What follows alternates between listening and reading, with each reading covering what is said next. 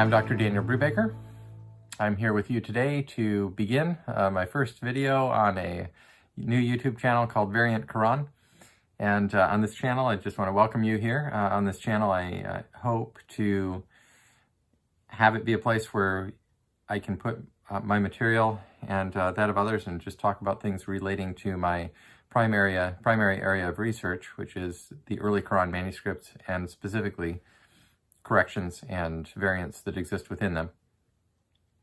And it's been a pretty big week. The reason I'm doing this right now is that I've received a number of requests this week to consider putting some of my material up in bits and pieces, specific examples up online that people can look at, because it is a topic of discussion right now in a way that it has not been in the past.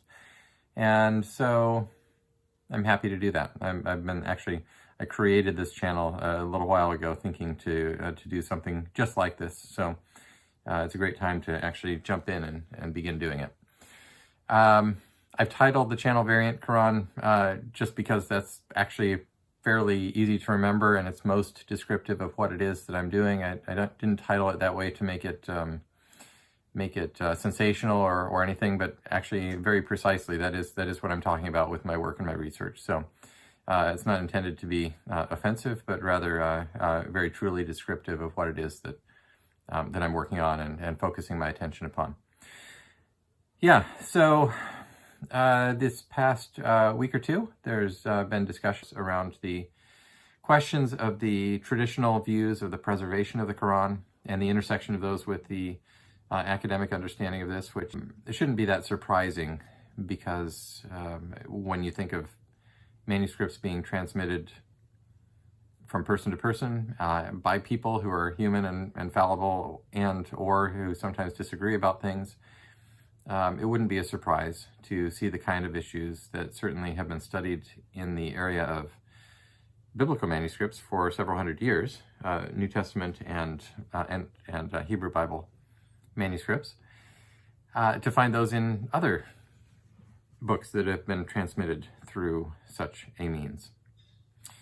I think the difference is that there has developed over time a sense, mainly in popular at the popular level, that the Quran is different, that the preservation of it was not merely a matter of confidence in the text being as it was delivered, but also almost a doctrinal issue that this text can be trusted because it was transmitted perfectly without a dot or a letter changed and so forth. And in that final phrase that I just said, that is not the view of the earliest, even the earliest Muslim scholars of the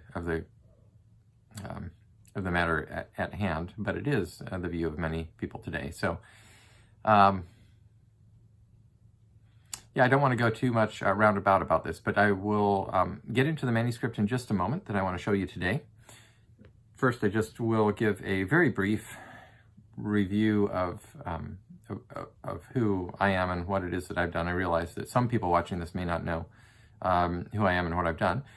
My name is Dr. Daniel Brubaker. I did my doctoral research at Rice University from 2006 to 2014. I defended my doctoral dissertation there in 2014.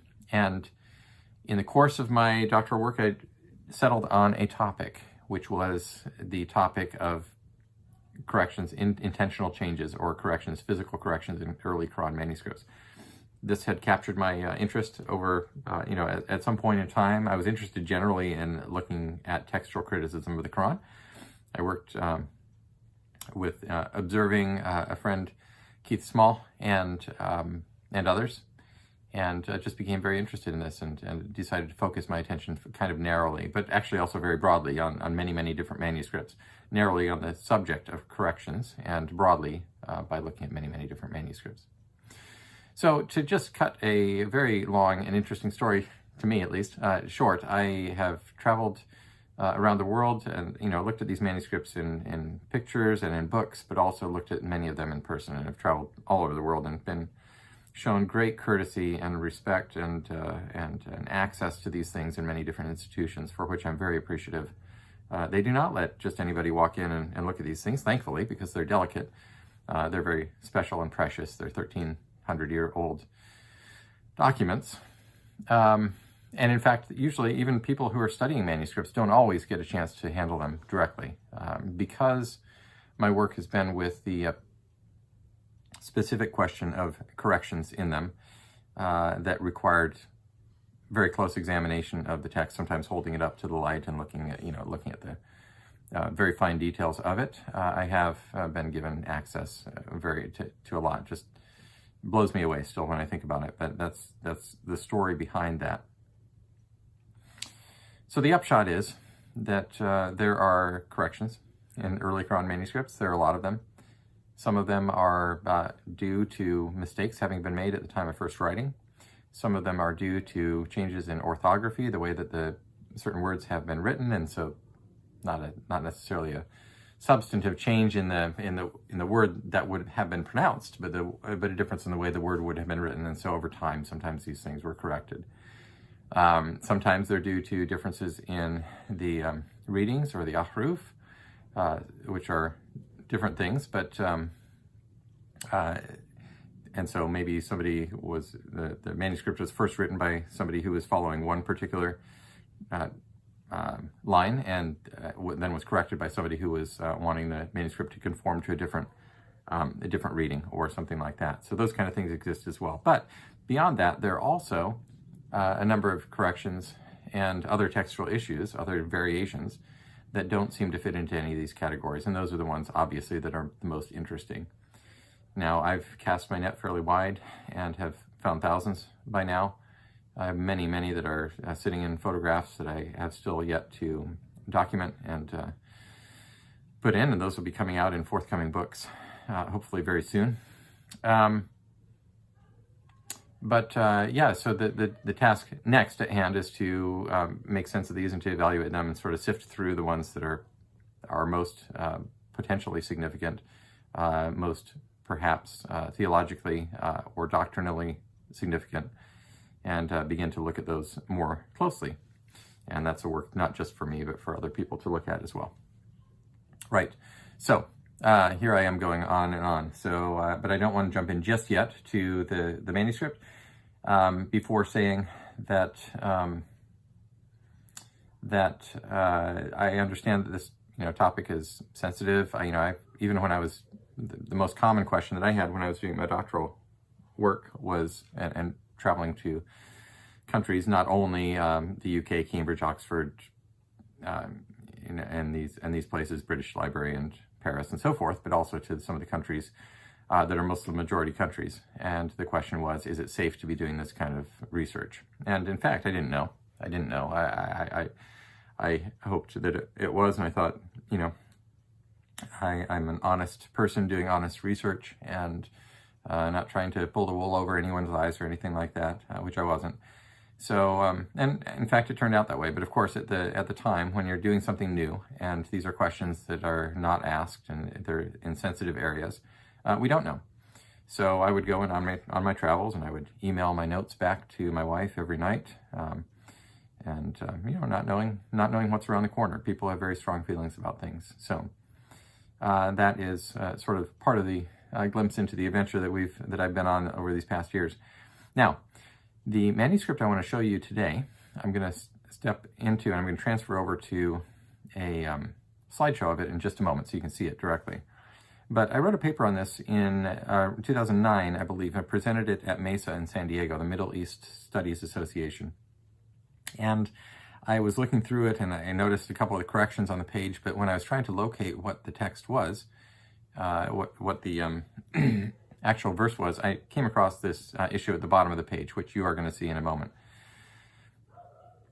The point that I want to emphasize about that will be clear in a moment, but I just want to also say that the question of how widespread the corrections and what the breadth and depth of the issue of corrections were in manuscripts is something that's relatively new. I don't think anybody has really gauged that before. Even Keith Small, who was a dear friend and who showed me and sort of set me along this track. I don't think he had any real sense or realization of this. People like Keith Small, Francois de Roche, Alba Fideli, and others, many others, actually, well, a number of others. There's a handful of other people doing work today who've been working for, in some cases, for quite some time, done great work. But I don't think anybody had a sense of how wide and deep the matter of corrections really was, because nobody had actually focused attention on that directly before. All right, well, that's enough of that. Thank you for watching this. I hope that you will, if you're interested in this topic and want to hear more, that you will like and subscribe. Please leave comments at the bottom. And I'm going to transfer over now to the other section, which is going to show you what we're looking at. Thanks for watching. We'll see you soon. Okay, so we've transferred over to the slide now. You hopefully can see the screen here.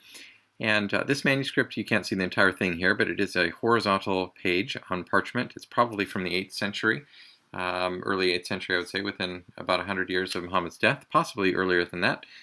And it is one of the pages from the Sana'a manuscripts that were discovered between the inner and outer dome of the Sana'a Mosque in Yemen in 1972. I believe this photograph was made by either Puyn or von Bothmer, and it was published as part of the UNESCO CD-ROM of Sana'a Qurans, which I believe was one of the fruits of that project. What you see happening here, and if you look where the arrow is pointing, you can see an inserted aleph in the right margin. This is not all that striking, but I want to show you two corrections on the page before I get to my third issue on the page, which is my main point. This is the final aleph of the word kafaru, they disbelieved, of Surah 974. It represents a not uncommon issue with the developing orthography or way of writing the third person plural form of verbs. All right, so the second thing I want to show you is this insertion of an Allah that's several lines down. This one has been discussed. It's one of the ones that was discussed in my book, Corrections in Early Quran Manuscripts. It was published about a year ago, among 9 others. And by the way, I have a forthcoming chapter in another book through the Inara series that is discussing more of these corrections involving Allah, 27 corrections and or other insertions of Allah or other corrections involving the word Allah altogether. So it's a more extensive discussion if you found that interesting and want to be on your lookout for more. All right, so this is the final Allah of Surah 978. Again, not all that unusual to see these kind of things. They occur elsewhere, but the main point that I'm making here is this page has been corrected in 2 spots. And so when we come to the last line of the page, this is what the main point that I want to illustrate.